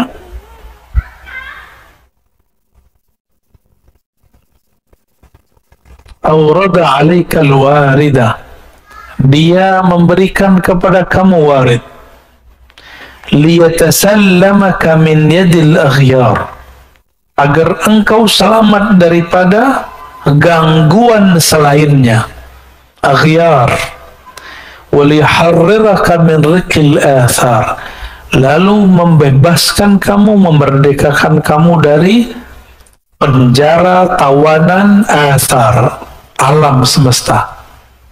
Maksudnya gini, Allah itu berikan kamu anugerah rohani supaya tidak bergantung kepada guru, supaya nggak bergantung kepada obat, makanan. Kita tetap berguru, kita tetap minum obat, tapi yang kita minta kepada Allah hidayah. Ketika minum obat, gantungnya ke Allah. Apa yang kita gantungkan? Aku meminta kesembuhan darimu ya Allah. Sehingga nanti jika obat habis, nggak panik, karena kesembuhan dari. Sehingga jika guru mati wafat, innalillah wa inna ilaihi rajiun, nggak goyang, ya. Maka saya mengajak kepada para guru, para kiai, para mursyid, para murabbi, jangan buat murid-murid itu bergantung kepada kita. Jangan buat murid-murid bergantung kepada sosok kita, tapi buatlah murid terlatih dengan amal-amal, amal fikriyah, amal fikrah, amal qalbiyah, amal qalbu, lalu amal badaniyah, amal badan. Syukur-syukur jika ada amal ruhiyah, ma'rifatullah. Jadi jangan bergantung kepada kiai, kepada guru. Guru manusia, jangankan guru, Rasulullah pun wafat, benar. Rasulullah udah wafat kan? Hanya Nabi Isa, Nabi Khidir, Nabi Ilyas yang masih hidup. Nabi Khalid itu dikubur, dia pesan, Nabi Khalid bin Sinan, ada Nabi Khalid bin Sinan. Beliau pesan kepada kaumnya, jika aku dikubur, tolong nanti digali lagi. Setelah kalian gali, aku akan hidup kembali. Nabi Khalid. Jadi Nabi Khalid itu belum mati, Pak. Maka sekarang di alam barzakh, Nabi Khalid itu masih aktif. Ya. Begitu imam-imam kita menjelaskan, Ibn Arabi dan imam-imam yang lain. Nabi Khalid bin Sinan. Jadi masih ada Nabi di alam. Nah, itulah yang diungkap dulu oleh Allah yarham al-Habib. Siapa yang baru meninggal itu, yang majzub juga, Ja'far Al-Kaf, ya. Antum percaya atau tidak, dia mengislamkan orang di dalam kubur. Itu ilmu asrarnya Sayyidina Khalid alaihissalam. Jadi kalau nggak lapor ke Sayyidina Khalid, nggak punya koneksi rohani kepada beliau, nggak akan bisa mengislamkan orang dalam kubur. Sulit dibayangkan pakai akal, karena ini bukan wilayah akal, ini wilayah rohani. Jadi jangan usah dipikirin, ya. Ya. Banyak orang mikirin, akhirnya mereka nggak percaya dengan kajian kita. Apa kata mereka? Belum dengar utuh. Ar-Razi ini mempercayai ada orang gila jadi wali. Ya salam, ya. Kapan kita bilang orang gila jadi wali? Pernah nggak antum dengar saya mengatakan orang gila jadi wali? Ada nggak? Jangan-jangan yang bilang dia gila tuh gila, ya.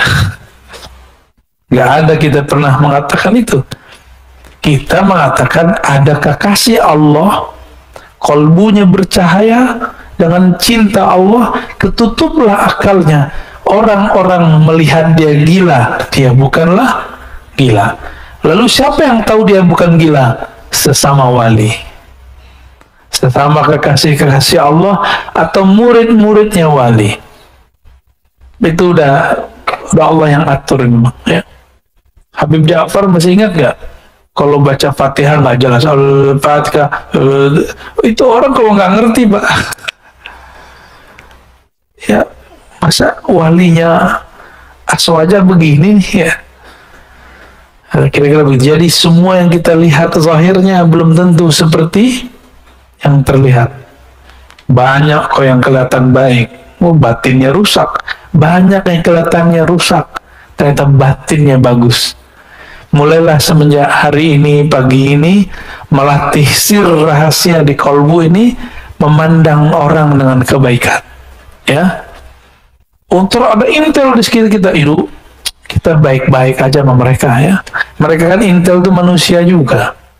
Ya, kalau kita baik, terkolbunya kayak ke bawah. Insya Allah. Intel yang bahaya itu intel setan. Ya.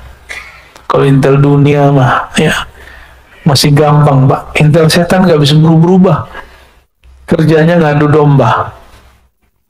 Nanti dia bawa setan tuh tubuh manusia. Nanti datang ke ustadz apa, diceritakan yang bukan kita, tapi si ustadz tuh nanti benci kepada kita. Oh, berhasil lah. Menjawablah ini dua ustadz. Tengkarlah, umat pusing. Seneng nggak setan? Antum mau kami begitu? Jadi jangan adu-adu kita ya. Nggak mau kan jadi intel setan? Oke. Baik Bapak Ibu yang melakukan Allah, sahabat-sahabat semua, di pagi yang penuh berkah ini, di hari yang mungkin ada saudara kita yang sedang merayakan hari mereka, kita tidak usah ribut di situ ya.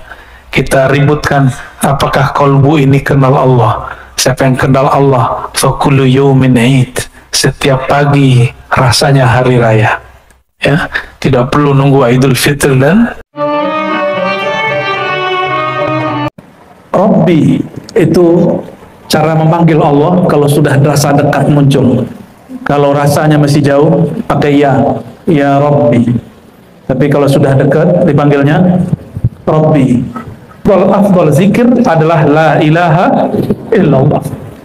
Maka kalau mau cari orang paling utama, paling afdal di alam semesta, orang yang dirinya paling banyak baca la ilaha illallah. Yang paling banyak baca la ilaha siapa? Nabi Muhammad sallallahu alaihi wasallam. Jadi kalau mau cari orang paling mulia, cari aja yang paling banyak baca la ilaha illallah. Tapi kadang orang yang baca la ilaha illallah ini kalau doa, dia belum yakin-yakin amat sama doanya. Maka Nabi kalamkan yang kedua, afdhalud doa alhamdulillah. Doa yang paling tinggi adalah alhamdulillah.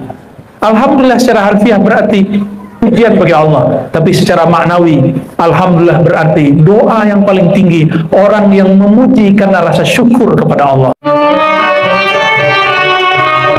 Semua. Al-Hajjini wa likulli salihah. Al-Fatihah.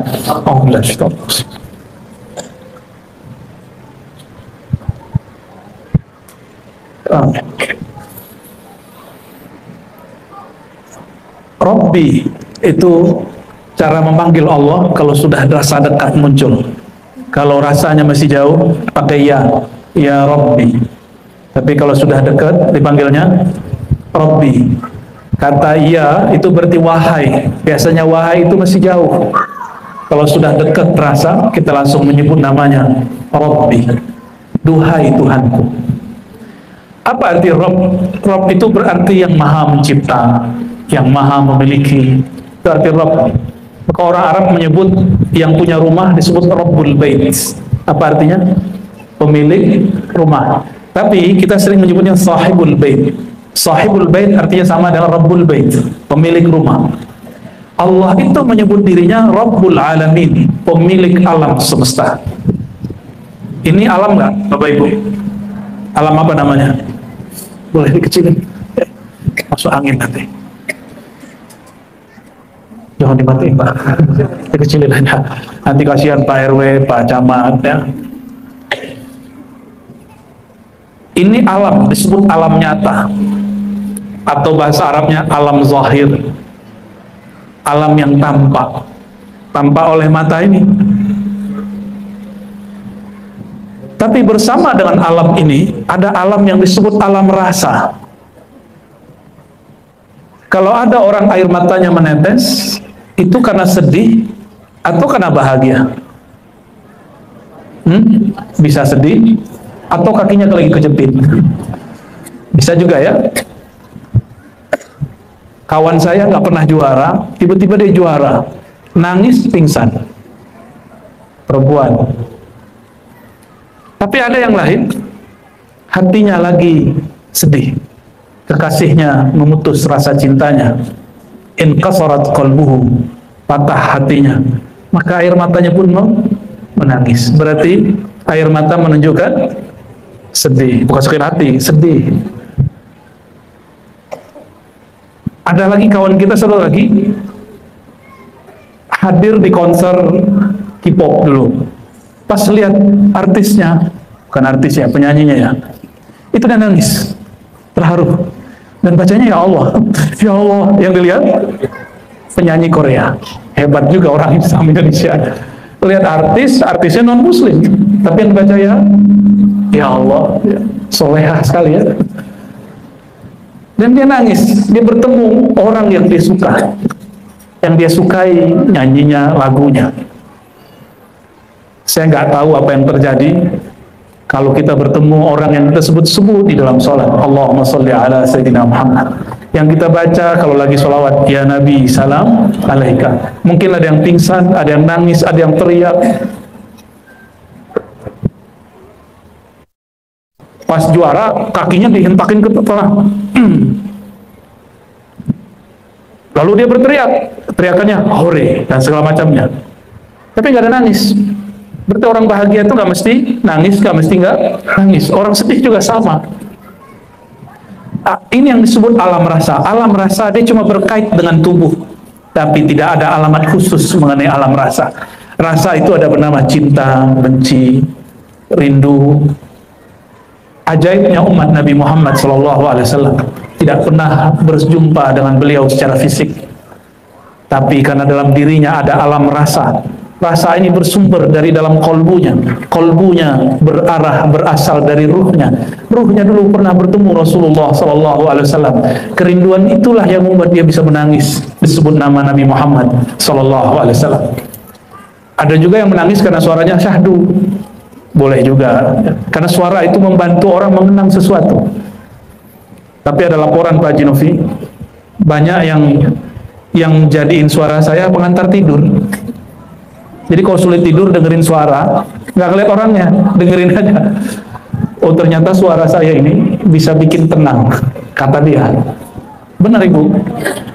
Jadi Ibu kalau susah tidur dengerin aja gitu ya, enak aja. Kita ditinggal ngomong sendiri sama dia. Tapi ya nggak apa-apa ya.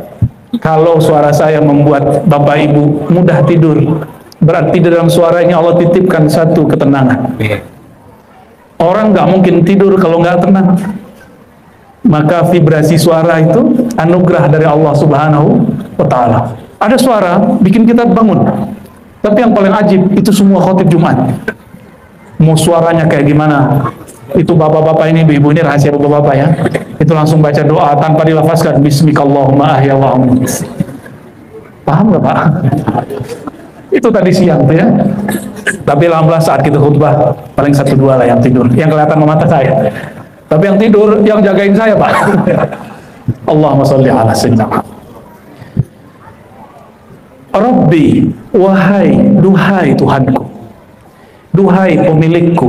Nah, kalau mau merasakan nikmatnya bertuhan, jangan panggil wahai Tuhanku, tapi panggil wahai pemilik jiwaku, wahai pemilik ruhku, wahai yang membolak-balik kolbuku. Itu makna ya Rabbi. Rabbi, tadi lafaznya apa? Ya Rabbi,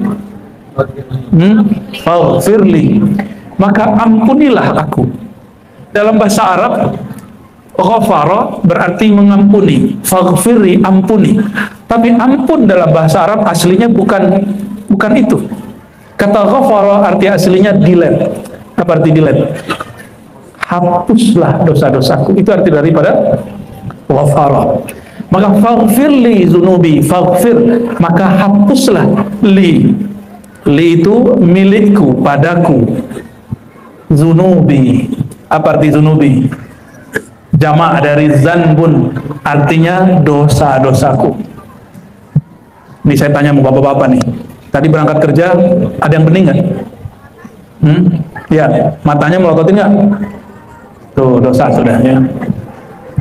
Ibu, hari ini terpancing nggak ngomongin teman, tetangga, atau siapapun? Pernah ngomongin orang hari ini? Beneran? Nggak yakin? Berarti lisannya ada dosanya. Oke, ini lisan, mata, telinga, sudah. Tadi makan minum baca bismillah nggak? Tuh. Dalam ilmu fikih dianjurkan baca bismillah, tapi dalam ilmu rohani wajib baca bismillah. Beda ya? Itu wajibnya di dalam diri. Supaya apa? Saya mau tanya, air ini yang menyegarkan atau Allah? Beneran? Gak usah minum kalau gitu. Gak berani ya? Bukan begitu Bapak Ibu. Yang menciptakan air Allah, benar? Tapi ada akidah namanya akidah Mu'tazilah. Mereka dikritik oleh ulama ahlu sunnah. Mereka mengatakan Allah menitipkan kekuatan menyegarkan di dalam air. Ini hati-hati. Itu bukan ajaran ahlu sunnah. Contoh lain, api membakar. Benar? Benar ya? Pernahkah api tidak membakar? Beneran? Pernahkah api tidak membakar? Kapan? Kelamaan. Ya, kemarin teman saya main-main api nggak bakar. Di Banten, di Padang, di Aceh masih ada. Di Palembang masih ada. Itu tari piring, tuh nggak tari piring? Tari piring, penutup tari piring itu piringnya diinjek-injek, nggak ada yang luka. Diambil api dimainin, nggak ada yang kebakar.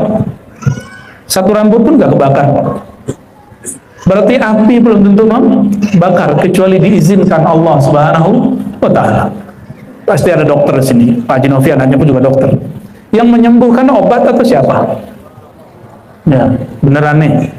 Coba nggak minum obat. Nggak begitu juga. Nabi mengatakan, tadawau ibadallah, berobatlah wahai hamba Allah. Kalau bukanlah ada hadis ini, kita nggak usah berobat.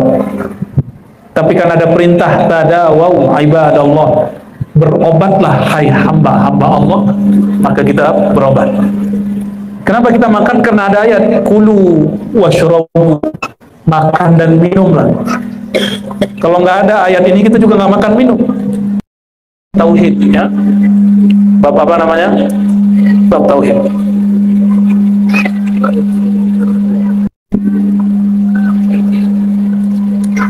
Sudah Pak, nggak usah pakai Eko Pak ya. Teman saya namanya sudah Mas Eko.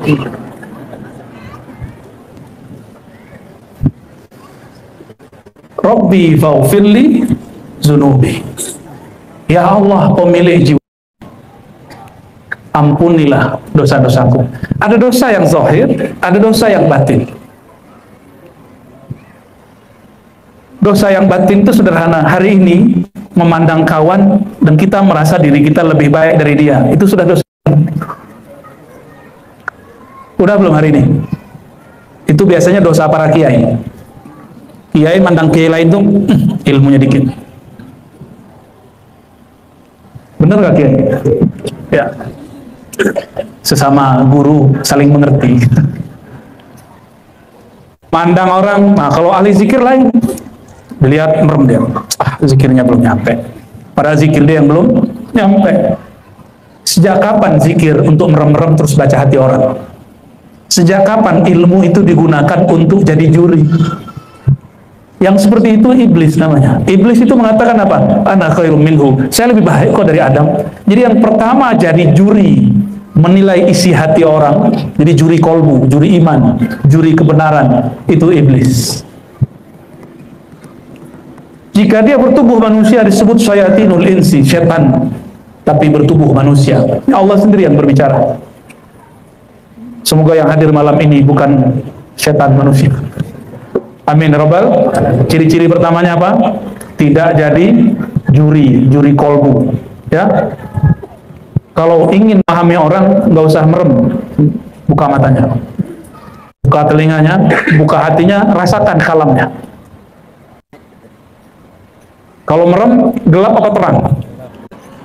Ya, coba merem, Bapak Ibu, sebentar aja. Sudah, gelap apa terang? Apalagi mulai orang di ujung sono. Oh Ustaz, kita baca firasat lah. Firasat nggak begitu. Orang pakai firasat nggak perlu pakai merem. Ahli kasyaf tuh nggak perlu begini-gini ngeliatin orang. Ya, orang-orang ahli rohani ruhnya nggak terhambat oleh mata ini. Jadi kita kalau mematap orang lain, adabnya adalah adab Nabi Adam nih, tidak pernah merendahkan mereka. Dalam hati itu mentakzim dia dan mengatakan, mungkin orang ini punya amalan yang saya belum amalkan. Mungkin si kiai ini, ustadz ini punya ilmu yang saya belum tahu. Ini adab kita kalau ketemu orang. Sehingga tidak pernah merasa diri lebih tinggi dari orang lain. Itu yang disebut hakikatut tawadu. Orang-orang yang benar bertawadu. Tawadu itu dari kata tawadu'a. Wadu'a, meletakkan ego. Wadu'a, meletakkan ego, merasa menjadikan diri sebagai pusat perhatian. Nah, ini bahayanya orang-orang yang tidak punya sifat tawadu. Ada juga pura-pura tawadu, depan kita cium-cium tangan, belakang ngomongin. Sebenarnya ilmu dia itu kurang. Banyak, saya ketemu banyak santri begitu. Ya, dulu dia gituin orang lain.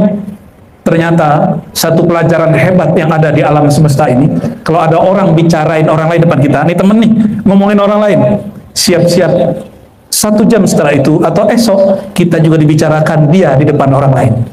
Ya, jadi kalau ada orang suka ngegosip, alihkan ke yang lain. Jangan ikut-ikut. Karena al-mustami' syarikani. Orang yang dengar sama-sama dapat, bukan pahalanya, di gelapnya. Jamaah yang muliakan Allah, faghfirli zunubi, ampuni, hapus dosaku. Dosa yang paling bahaya itu dosa yang tidak tampak, dosa merasa lebih dari orang lain. Kalau ibu-ibu secara fisik mungkin wajahnya, kalau lagi arisan tasnya bu ya, bener ya, gimana lagi bu, merah. Tapi itu ibu-ibu yang saya, kalau cahaya kolbunya sudah hidung, bebas mau bawa tas. Saya mau tanya Bapak Ibu, ini pertanyaan kedua.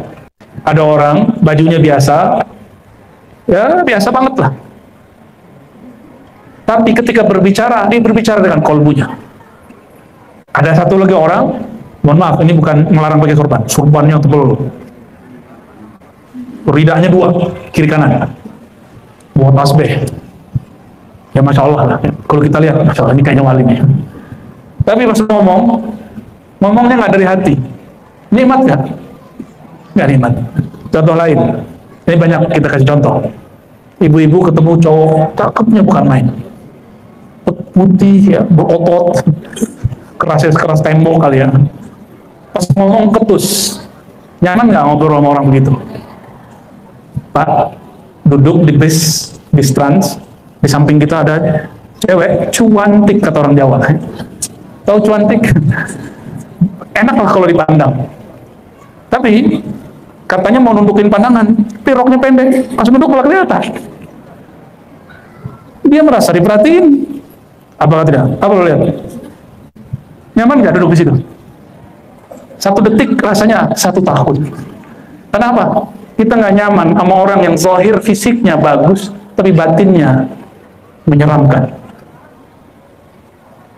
Oleh karena itu, yang mesti diperbaiki di dalam ini, itu yang kasar dilembutkan, yang sombong kemudian ditawadukan, yang belagu dibuat dia lebih terpelajar, terdidik, supaya orang-orang siapapun bertemu dia merasa nyaman, walaupun wajahnya nggak charming, walaupun penampilannya nggak branded, tapi kolbunya branded, made in Allah.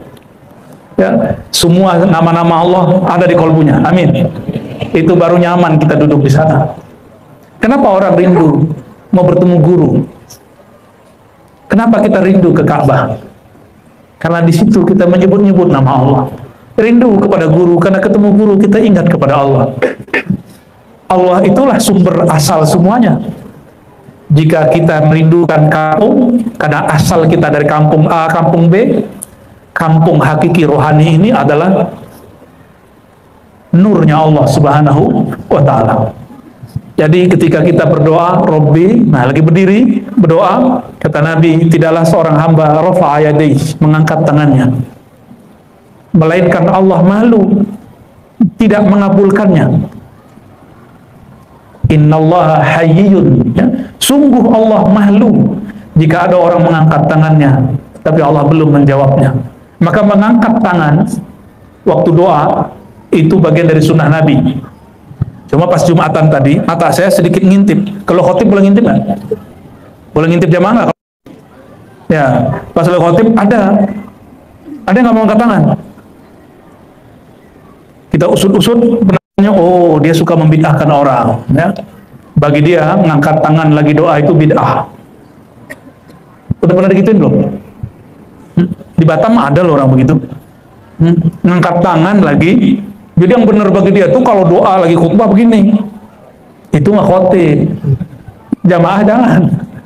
Jadi ada jamaah ngangkat tangannya begini kalau doa, Allahumma fir lil mu'minina wal mu'minat. Wah, dia khotib tuh. Yang dibolehkan, dianjurkan, disunnahkan begitu siapa? Itu khotib. Kalau bukan khotib nggak dianjurkan.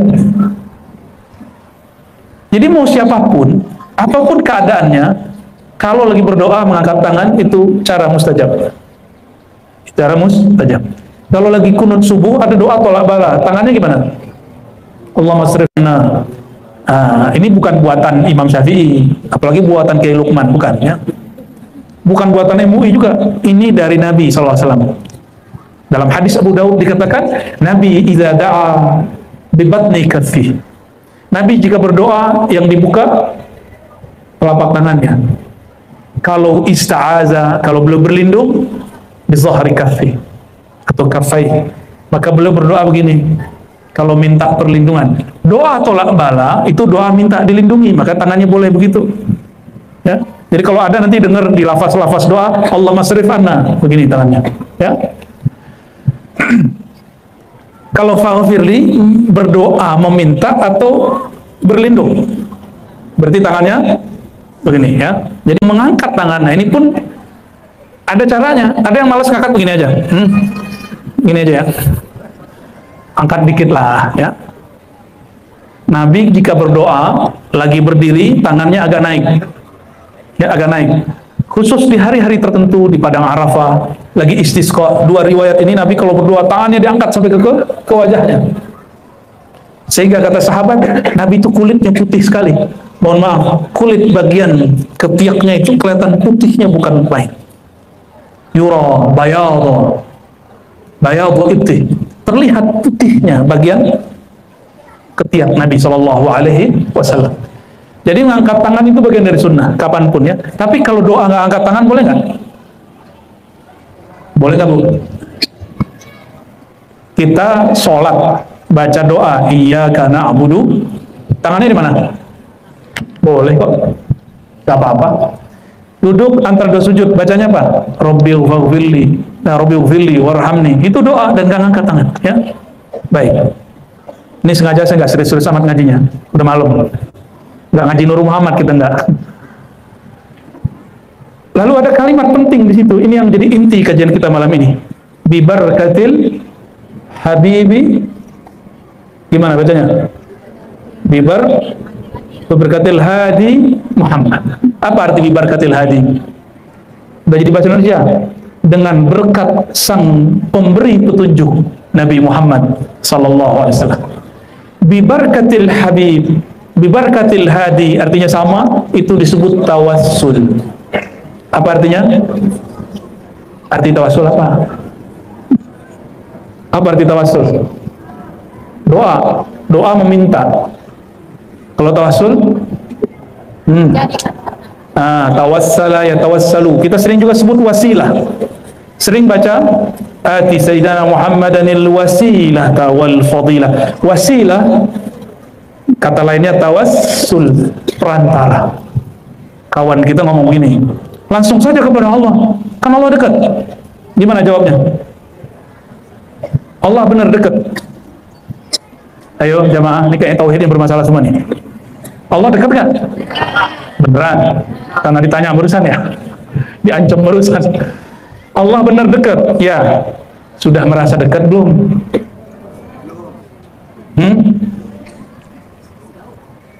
Ada orang sekantor tiap hari ketemu tapi nggak dekat, itu makhluk loh. Apalagi sama Allah. Kita ini Allahnya dekat kepada kita, tapi kitanya yang tidak dekat kepada Allah Subhanahu wa taala.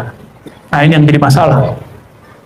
Karena kita tidak merasa dekat kepada Allah, kita perlu ada orang yang menghantarkan kedekatan ini kepadanya. Tapi orang yang menghantarkannya ini bukanlah Tuhan, kita tidak sembah Dia. Memohon pertolongan Dia, syafaat Dia, itu disebut dengan tawassul. Disebut apa? Tawassul.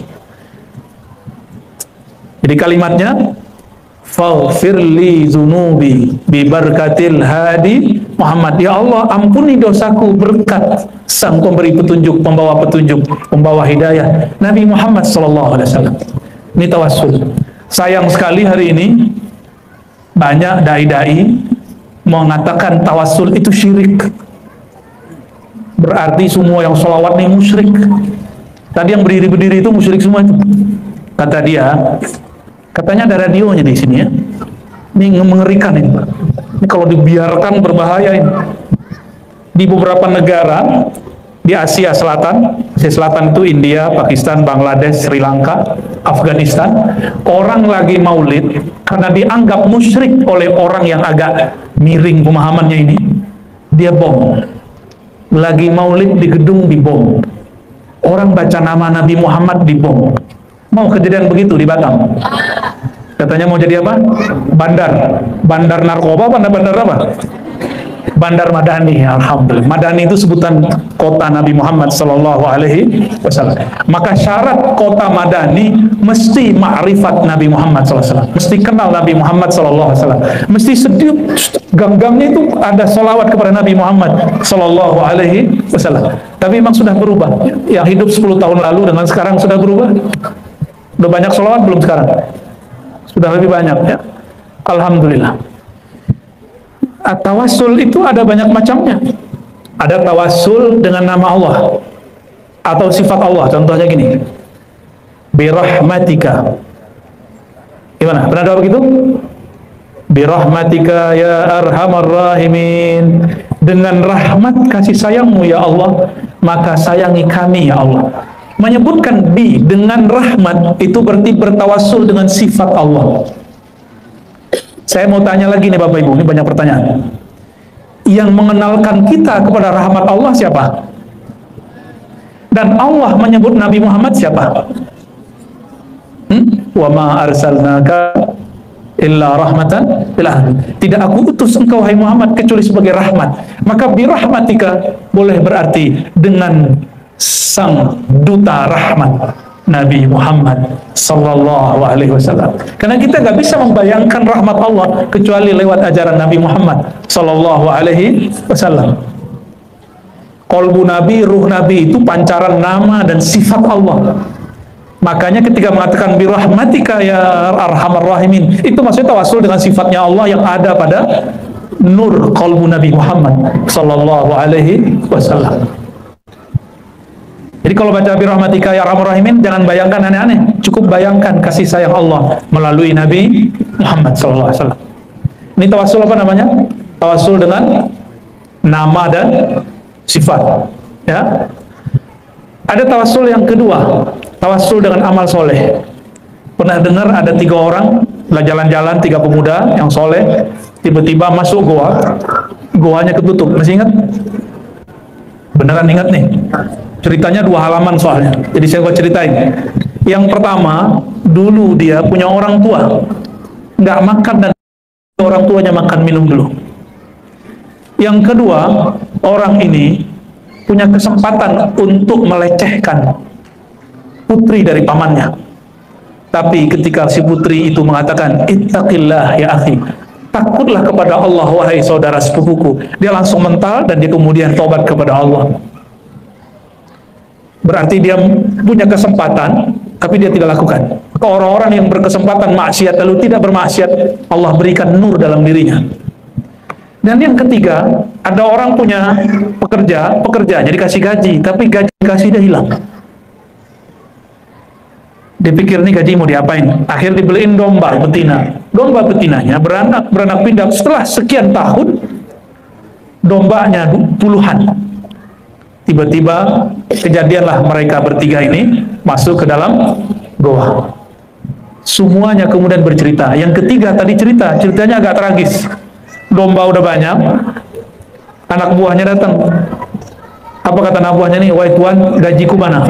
Yang dulu 1 ekor domba. Kata tuannya, aku beliin domba, lalu aku ternak. Tuh hasilnya.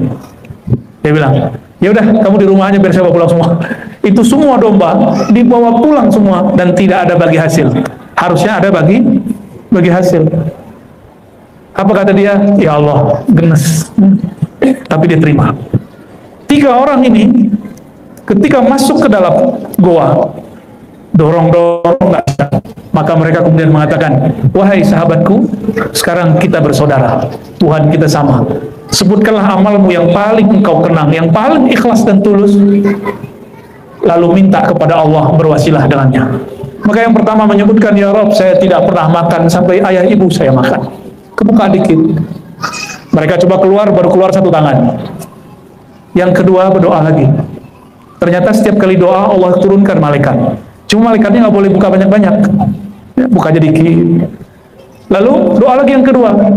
Ya Allah, dulu saya berkesempatan maksiat, lalu saya tidak maksiat. Dibuka lagi. Dibuka, tapi baru masuk 2 tangan. Belum bisa, badannya mungkin sudah seperti bapak-bapak ini, sudah ada kemajuan perut. Dan yang ketiga, ya Allah, maka ini yang paling hebat. Dia bersedekah. Dia menyedekahkan semua yang dia cari, yang dia kumpulkan. Ya Allah, jatah saya banyak. Kalau saya mau adil, cukup ambil 1 domba, kasih ke orang itu. Tapi aku ikhlas, ya Allah, langsung kubuka semua. Ini dahsyatnya doa pakai sedekah. Disebut tawassul dengan amal soleh. Baik orang tua, amal soleh. Meninggalkan maksiat, amal soleh. Lalu bersedekah, amal soleh. Kita sebutkan amal, itu namanya tawassul. Tawassul apa namanya? Bil amal soleh. Tapi yang memberitahu kita bahwa A, B, C, D itu amal soleh siapa? Guru. Guru tahunya dari siapa? Dari gurunya. Guru bersambung kepada Rasulullah. Maka kalau sebut amal soleh, sebenarnya yang terbayang siapa? Tetap Rasulullah Sallallahu Alaihi Wasallam. Maka semua tawasul ke Nabi Muhammad. Itu sebabnya ada tawasul yang paling tinggi. Apa itu? Tawasul dengan Nabi Muhammad Sallallahu Alaihi Wasallam. Ya. Jadi ketika mengatakan bibarakatil hadi, dengan keberkahan Nabi Muhammad yang bergelar hadi, sang pembawa, sang pemberi petunjuk, maka ya Allah ampuni dosa kami. Itu namanya tawassul. Sayangnya beberapa pesantren sekarang ngajarin kitab kalau tawassul itu syirik. Ya, ternyata kitabnya karya ulama Wahabi di Saudi, masih hidup, namanya Soleh Fauzan. Ini di mana-mana kita sampaikan, karena saya melihat di Batam mulai banyak pesantren. Moga para kiai jangan cuma buat pesantren, perhatikan kurikulumnya. Ini generasi kita berbahaya. Kata Syekh Soleh Fauzan, bertawassul dengan Nabi, dengan orang soleh yang sudah mati dan tidak di hadapan kita, itu asyirkul akbar, syirik paling besar. Bagi ulama ahlu sunnah, bertawassul itu bukan syirik akbar, justru ibadah yang tinggi. Bagi mereka disebut syirik akbar. Beda nggak ajarannya? Beda, Pak. Maka kalau ada kiai masih sok-sok, nggak apa-apa, ya, kita toleransi.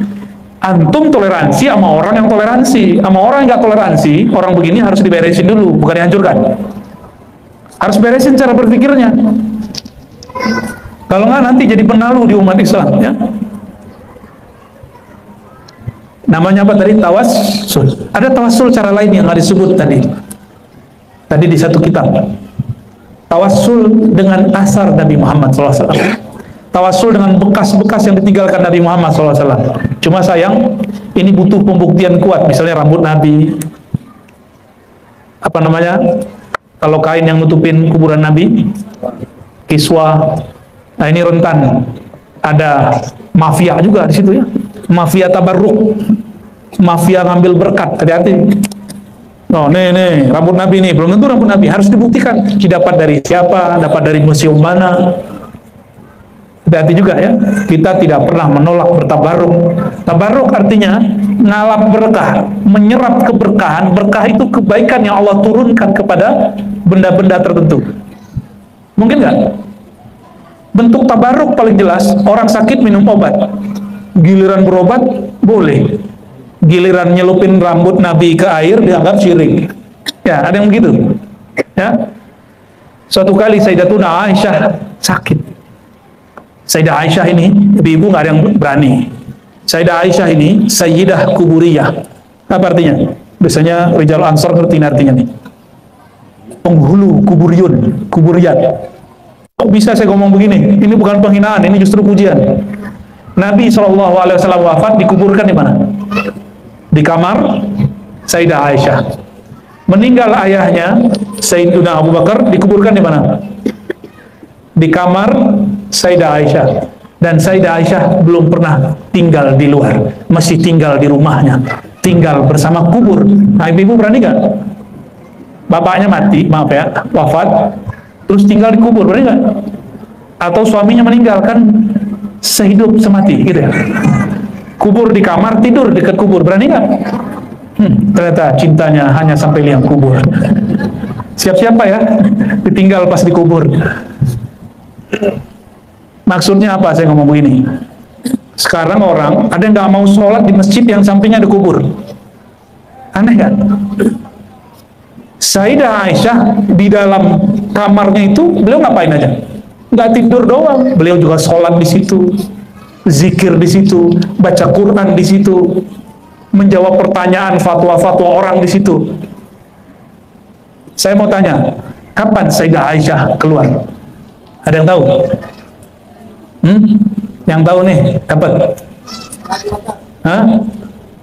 Waduh, bingung, ada 2 orang nih. Nggak jadi deh. Jawabannya salah sih ya. Sayyidina Umar wafat, Sayyidina Umar nanya, wahai ibunda kami, izinkan saya Al-Fakir Umar berkubur dekat guru kami Abu Bakar dan kekasih kami Rasulullah Sallallahu Alaihi Wasallam. Jawabannya tadi Abu Bakar ya. Dari Abu Bakar ke Umar, Umar itu berapa tahun memimpin? Ada yang tahu? Serban tidak jadi laku. Ya. Lama. Sayyidina Umar memimpin itu lama. Berarti Sayyidah Aisyah bertahun-tahun tinggal di samping kubur, sholat dekat kubur, samping-sampingan kok. Nggak ada urusannya dengan syirik. Nggak ada urusannya dengan syirik. Jadi aneh jika ada seorang syekh namanya Syekh Albani nggak mau lagi sholat di Masjid Nabawi karena nggak mau dengerin fatwa dia. Apa kata dia? Keluarkan kubur Nabi dari masjid. Ini fatwa dia. Ngeri nggak fatwa begini? Ngeri fatwa begini. Dan saya sudah banyak ketemu teman, udah lama nggak ketemu, kita sholat di satu masjid, janjian di situ, nggak mau dia sholat di situ. Pas kita tanya, kenapa nggak sholat bro? Wah, nggak pakai bro, kayak akhi sekarang. Akhi, kenapa kamu nggak sholat di sini? Mending pakai bahasa Arab sekalian, dia nggak bisa jawab ya. Tahu nggak bahasa Arabnya? Kok kamu nggak sholat di sini? Gimana bahasa Arabnya, Jong? Wah, itu bahasa Arab santren, Jong. Limadza la tusallihuna? Bahasa Arab kartun begitu ya. Boleh lah ya. Kayaknya jatah ente nih, Jong. Jawabannya apa? Itu masjid ada kuburannya. Pas dicek kuburan bapaknya sendiri. Ternyata bapaknya dulu masih ada kait-kait dengan wakaf masjid. Sampai begitu orang hari ini didoktrin masalah kuburan. Ya, kalau orang bertauhid nggak ada masalah, mau kubur mau apa nggak ada masalah. Ya, jadi Bapak Ibu, kita ini bukan penyembah kubur, benar? Kita kalau ziarah kubur doain orang di kubur atau minta ke kubur? Jadi kalau ada yang menuduh orang-orang Ahlus Sunnah ini minta ke dalam kubur, itu namanya apa? Fitnah. Banyak yang ngomong begitu. Apa tuh orang di Sunan Ampel di Singapura kan ada Habib Nuh. Ngomong kencang sama kita. Apa itu Habib? Minta-minta ke kubur. Ternyata dia foto atau lihat foto orang lagi ziarah ngangkat tangan. Dalam pikiran dia orang itu lagi minta ke dalam kubur. Nah itulah akibat nggak pernah masuk ke kubur ya. Mungkin kita nanti masukin aja deh ke dalam kuburnya. Bapak Ibu, sahabat-sahabat, saudara-saudari yang dimuliakan Allah. Jadi beragama itu nggak usah saklek-saklek ya. Agama kita jernih. Nabi itu nggak khawatir masalah syirik. Yang Nabi khawatirkan umat Islam itu masalah cinta dunia. Yang Nabi khawatirkan bukan masalah kemiskinan. Yang Nabi khawatirkan orang kemudian karena kemilau dunia dia lupa diri. Oleh karena itu, cara untuk meluruskan cuma satu. Inilah ajaran Nabi Muhammad SAW. Kata beliau, afdalu dzikri la ilaha illallah. Ini oleh-oleh malam ini yang terakhir yang mau saya uraikan. Afdalu dzikri, seafdal zikir adalah la ilaha illallah. Maka kalau mau cari orang paling utama, paling afdal di alam semesta, orang yang dirinya paling banyak baca la ilaha illallah. Yang paling banyak baca la ilaha illallah siapa? Nabi Muhammad sallallahu alaihi wasallam. Jadi kalau mau cari orang paling mulia, cari aja yang paling banyak baca la ilaha illallah. Tapi kadang orang yang baca la ilaha illallah ini kalau doa, dia belum yakin-yakin amat sama doanya. Maka Nabi kalamkan yang kedua, afdhalud du'a alhamdulillah. Doa yang paling tinggi adalah alhamdulillah. Alhamdulillah secara harfiah berarti pujian bagi Allah, tapi secara maknawi alhamdulillah berarti doa yang paling tinggi, orang yang memuji karena rasa syukur kepada Allah. Ini yang mau nyalek nih ya, gak usah nyari dukun, datang ke orang, gak mesti dia terkenal, gak mesti dia masyhur, gak mesti dia kiai atau ustad, orangnya paling bersyukur, gak pernah ngeluh. Ini ciri-ciri orang yang mustajab doanya. Bukan orang yang pakai bersorban begini, bukan yang pakai kopiah begini, belum tentu. Pakai sorban belum tentu. Tapi orang yang lisannya, kolbunya paling banyak bersyukur, doanya paling cepat naik. Afdhalud du'a alhamdulillah. Boleh kita terjemahkan, doa yang paling cepat dikabulkan adalah doa orang yang suka memuji, suka bersyukur kepada Allah. Jadi kenapa doa-doa belum diangkat? Mungkin Bapak Ibu doa itu ngeluh doang sama ngasih tahu ke Allah. Allah itu pernah lupa nggak sama kita? Allah itu pernahkah ketika kita dicipta lalu salah kirim rezeki, benar nggak? Salah kirim jodoh, benar nggak? Salah kirim jabatan, benar nggak? Ya, samping kiri kanan saya kan ada orang yang punya jabatan ya. Nggak akan pernah Allah salah kirim. Karena Allah tidak pernah salah dalam itu, dalam nggak pernah lupa untuk masalah itu. Bapak Ibu yang bukan Allah, maka jangan pernah berdoa memberitahu Allah. Terus kalau doa ngapain? Doa itu bukan ngasih tahu Tuhan. Doa itu cukup curhat-curhatan aja. Seperti anak kecil manja-manja kepada orang tuanya, sebagaimana hamba bermanja kepada Tuhannya, Allah Subhanahu. Gimana? Doa kita gimana? Bapak Ibu lagi ngasih tahu Allah ya? Ya Allah, hari ini saya minta A, B, C, D, kok belum dikasih? Lupa ya, dalam hati gitu ya. Itu yang disebut oleh Imam Mu'tazilah. Ini tauhidnya bermasalah.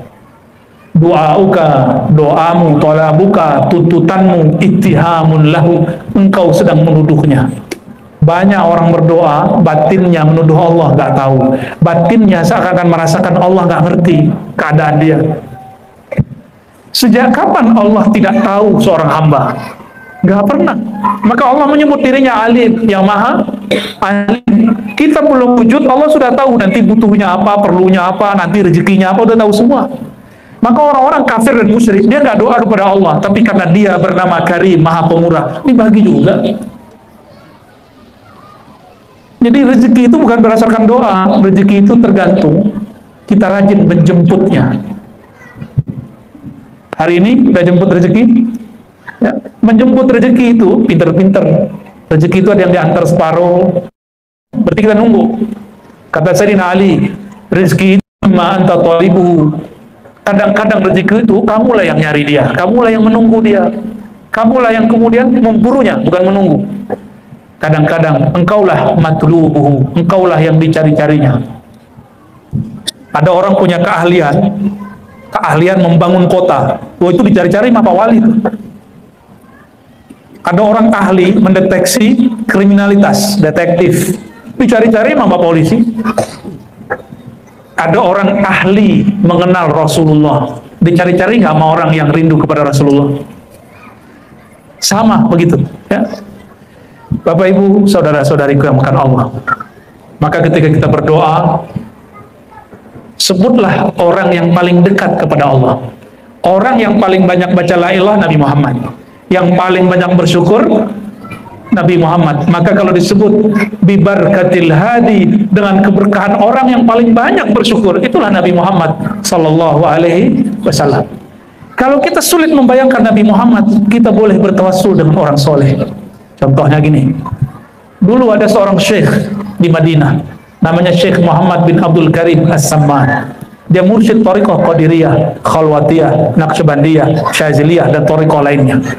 Imam di Masjid Madinah. Namanya siapa tadi? Muhammad bin Abdul Karim Samman. Di negeri Banjar sama Kalimantan Timur, Kalimantan Tengah, termasuk juga Makassar, sebagian di Palembang, Betawi, dan Sumatera Barat, dan Aceh juga dulu, mereka kenal dengan sosok ini. Sampai beberapa tokoh disebut Muhammad Saman atau Muhammad Seman. Bahkan pejuang di Aceh itu namanya Muhammad Seman. Cuma yang kita kenal namanya pakai gelar. Ya, seingat saya namanya Tuku di Tiro. Itu nama kecilnya kalau nggak salah Muhammad Saman. Akhirnya di Aceh ada namanya Tari Saman. Itu bukan cocok logi Pak ya. Ini asli. Ya. Sayangnya lagi yang tersisa cuma tarinya. Zikirnya sudah hilang. Tarekatnya sudah hilang. Di Betawi sisa manakibnya, tarikatnya sudah hilang. Di Padang sisa zikirnya, manakibnya nggak ada. Di Banjar alhamdulillah ada dua-duanya, ya, masih ada di Banjar. Syekh Muhammad Saman ini wali Allah. Muridnya mau pulang kampung ke tanah Jawi, namanya Syekh Abdul Somad Al-Falim, minta izin pulang sowan. Ini Syekh Abdul Somad ini mengalami hal yang sama dengan kawan-kawannya. Dulu belum ada pesawat, enak sekarang kita haji umroh, cuma 9 jam sampai. Kalau dulu 3 bulan, 6 bulan di laut, semua musim dilalui. Kadang-kadang cuma nama yang berpulang, orangnya sudah nggak wujud. Ketika muncul ombak tinggi, orang semua nyebut nama Tuhannya. Ada Tuhannya Tepekong, ya. Ada Tuhannya Sang Hyang Widi, nggak apa-apa lah ya. Ada Tuhannya Yesus Kristus, macam-macam. Semua nama Tuhan disebut. Seperti kita lagi turbulen di pesawat. Pernah nggak ngalamin gocang di pesawat? Semua nama Tuhan keluar ya. Ada juga yang jomblo, nyebut nama calonnya yang belum jadi. Sedihnya bukan main ya, menikah belum dipanggil-panggil. Syekh Abdul Somad menceritakan kawan-kawannya dan juga pengalaman dia sendiri ketika ombak mau menggulung itu kapal, dia teringat Rasulullah, tapi yang dia panggil nama syekhnya ya Saman. Itu namanya nida'us sholihin, manggil orang soleh. Memanggil orang soleh bukan menyembah orang soleh, maka bukanlah syirik. Ada juga yang punya hajat manggil. Syekh Saman ini punya thariqah tadi Qadiriyah sama Khalwatiyah. Ini orang manggil nama Syekh Abdul Qadir. Ya Syekh Abdul Qadir, tolong tolak hujan. Ada yang udah begitu nggak tadi? Kayaknya panitia doa begitu semua tadi itu. Musyrik nggak? Enggak, itu namanya nida'us sholihin. Nida menyeru, menyapa orang-orang soleh. Bukan meminta kepada mereka, tapi mengatakan, wahai wali Allah, mohon sampaikan doa kami kepada Allah. Mohon ikut berdoa bersama kami. Hajat kami ingin buat pengajian, tolong tahan dan jauhkan hujan. Bisa begitu. Dan sudah banyak, saya sudah ketemu di banyak pulau, mereka menyebutkan nama-nama guru yang soleh. Waktu ke Jawa Timur mereka sebut Sunan Ampel, mereka sebut Sunan Bonang. Tapi oleh orang yang tidak paham ini dianggap syirik. Kalau manggil, ya saya panggil, nama antum siapa saya lupa. Jack, Bang Jack, apa Mas Jack? Bang Jack. Oi Bang Jack, jawab dong. Musyrik gitu dong. Gitu nggak? Musyrik nggak manggil Bang Jack? Orang hidup, orang mati dipanggil sama. Jadi kalau kita manggil ya Muhammad, syirik nggak? Enggak. Tapi kitab tentang ya Muhammad ini dihapus ya-nya oleh kelompok yang mensyirik-syirikan ini. Imam Al-Bukhari punya kitab selain Sahih Bukhari namanya Al-Adab Al-Mufrad. Apa judulnya? Cari, terjemahannya sudah ada. Kalau pencinta sunnah baca kitab. Di Al-Adab Al-Mufrad, Abdullah bin Umar, sahabat Nabi, Sayyidina Abdullah bin Umar sakit, entah jatuh, entah apa, kakinya nggak bisa jalan. Maka datanglah kawannya sering bersama Abdullah bin Umar. Abdullah bin Umar ini nggak perlu maulid, karena setiap hari dia maulid. Dia setiap hari selesai bekerja, dia cari spot-spot, tempat-tempat yang dulu Nabi pernah lewat, duduk, berjalan, ngobrol, maka dia duduk di situ. Nabi dulu duduk situ. Nabi dulu minum, dia minum di situ. Nabi dulu naik onta, dia naik onta di situ. Nabi dulu diam menatap langit, dia juga melihat menatap langit.